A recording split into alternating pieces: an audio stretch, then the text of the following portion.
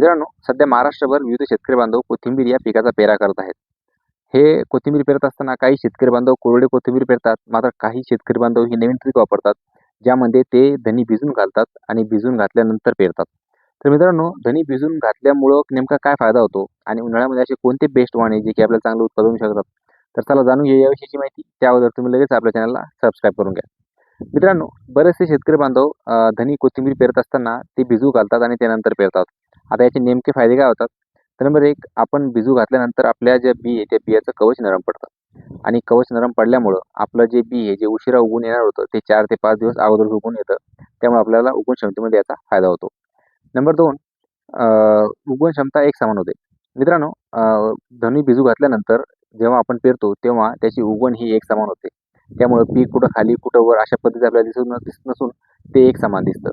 आणि नंबर 3, आपल्या ज्या बियाचं अंकुर आहे ते पटकन ॲक्टिव्ह होतं. म्हणजे धनी जमिनीतून वरती आल्यानंतर जो अंकुर असतो तो पटकन ॲक्टिव्ह होतो. त्यामुळं स्टार्टिंगची वाढीची जी फेज आहे आपल्या पिकाची ती फास्ट होते आणि ती वाढ जलद होते. त्यामुळं आपल्या पिकाचं जळण्याचं जे स्टार्टिंगला जळण्याचं प्रमाण आहे तेही रोखलं जातं. तर मित्रांनो, हे फायदे धनी भिजून पेरण्याचे, त्याच्यामुळं आपल्याला फायदे होत असतात. आता धनी भिजून ठेवण्याची नेमकी प्रक्रिया काय आहे आणि ती पेरण्याची प्रक्रिया काय आहे? तर मित्रांनो, धनी तुम्ही जेव्हा आणणार तेव्हा ते तुम्ही एका टबमध्ये थंड पाण्यामध्ये भिजू घालायचे. भिजू घालताना ते 12 ते 24 तास एवढ्या कालावधीसाठी भिजू घालायचे. त्या टबमध्ये जे पाणी ज्यामध्ये आपण धनी टाकलेले त्या टबमध्ये तुम्ही एखादं बुरशीनाशक वापरू शकता, जेणेकरून आपल्या बियाला बुरशी लागणार नाही. आणि पेरणी अगोदर 1 ते 2 तास तुम्ही ते टबमधून बियाणं काढून घ्यायचं आहे आणि सावलीमध्ये सुकवायचं आहे.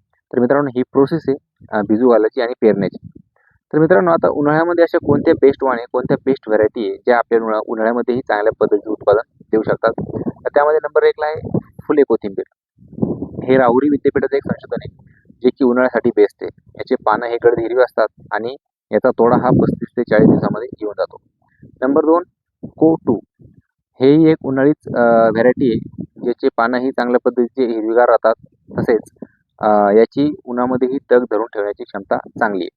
आणि नंबर 3ला येतं लॅम्बेक्स. हे सिजेंटा कंपनीचं एक बी आहे, जे उन्हाळ्यासाठीच चांगल्या पद्धतीची व्हरायटी आहे. उन्हाळ्यामध्ये चांगल्या कडक उन्हामध्येही तग धरून ठेवतं.